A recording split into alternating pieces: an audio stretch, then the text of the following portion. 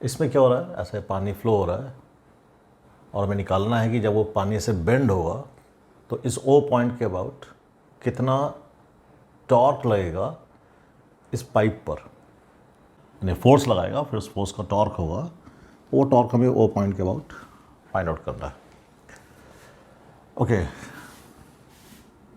अगर कोई मास m है और इसकी वेलोसिटी u है, t टाइम बाद इसकी वेलोसिटी u के अलावा इधर v और इधर v1 इधर v2, यानी ये एक्स्ट्रा वेलोसिटी आ गई, यानी इस डायरेक्शन में टोटल u प्लस v1 हो गई और इधर v2 हो गई t टाइम बाद।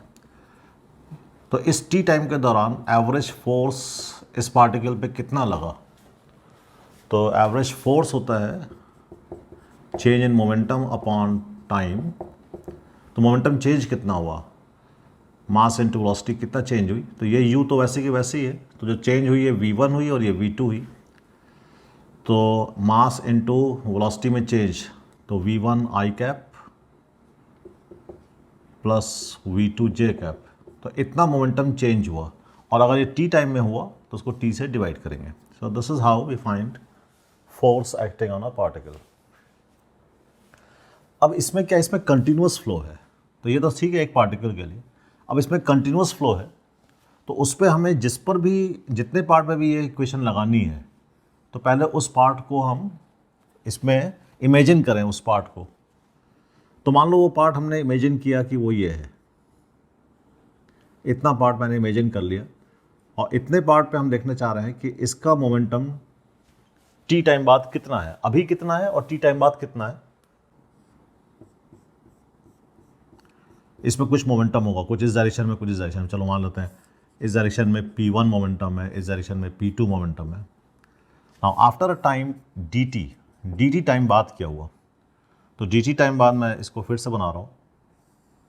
अब देखो, तो dt टाइम में क्या हुआ, ये वाली बाउंड्री कुछ आगे चली गई और ये वाली बाउंड्री कुछ नीचे आ गई, और dt टाइम में ये v dt आगे चली जाएगी, ये v dt नीचे चली जाएगी। Q वॉल्यूम फ्लो हो रहा है पर सेकेंड, तो इसमें कितना वॉल्यूम हो गया Q इंटू डी टी, उसमें मास कितना हो गया rho times Q into D T.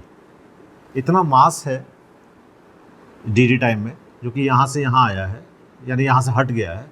इस मास में कितना मोमेंटम है इस डायरेक्शन में, वो मोमेंटम है 10 इंटू वी। तो हमारे पास जो मोमेंटम बचा, P1 तो पहले था ही था, ये था, इसमें से कम हो गया है इतने पार्ट का मोमेंटम। अब इतने पार्ट का मोमेंटम था कितना, वो था rho Q D T into V, वो कम हो गया, इसमें से घटाना है। तो घटाने के बजाय मैं उसमें उल्टा जोड़ देता हूँ, rho Q D T into V, इतना मोमेंटम कम हो गया। क्योंकि इस डायरेक्शन में क्या हुआ, इस डायरेक्शन में जो भी मोमेंटम पहले था P2 वो तो है ही है, इतने पार्ट का मोमेंटम बढ़ गया है जो कि न्यूमेरिकली इसी के बराबर है। तो मैं उसको ऐसे अलग से एरो से दिखा देता हूँ। तो ये चेंजेस हुए, P1 P2 जो पहले थे वो dt टाइम बाद ये मोमेंटम हो गए। तो अब हमें देखना है मोमेंटम में चेंज कितना हुआ। तो चेंज निकालने के लिए जो पहले था उसको हटा दो, और जो बच गया वो चेंज बचा, और इसको dt से डिवाइड कर दें, क्योंकि dt टाइम में हुआ है ये, तो उसको अगर हम dt से डिवाइड कर दें तो dt कैंसिल हो जाएगा। तो ये आ गया फोर्स जो कि इस पानी पे लग रहा है, दिस इज द फोर्स। अभी पानी पे कौन लगा रहा है, पाइप लगा रहा है, ये पाइप का बेंड लगा रहा है। तो अगर पाइप ये फोर्स लगा रहा है पानी पर, तो पाइप पर क्या लग रहा होगा, इसी का एक्शन रिएक्शन। तो इसका एक्शन रिएक्शन इधर की तरफ रो क्यू वी, और एक इसका action reaction rho q v. और हमें ओ पॉइंट के अबाउट टॉर्क निकालना है। तो ये तो आगे बढ़ाओगे तो ओ से ही पास हो जाएगा, तो इसका कोई टॉर्क है नहीं, इसका टॉर्क हो जाएगा दिस इंटू एल। तो ओ पॉइंट के अबाउट टॉर्क लगेगा रो q we into L.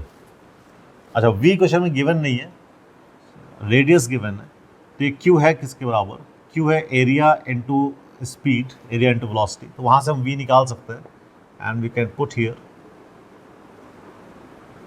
So this is the expression for torque. Okay,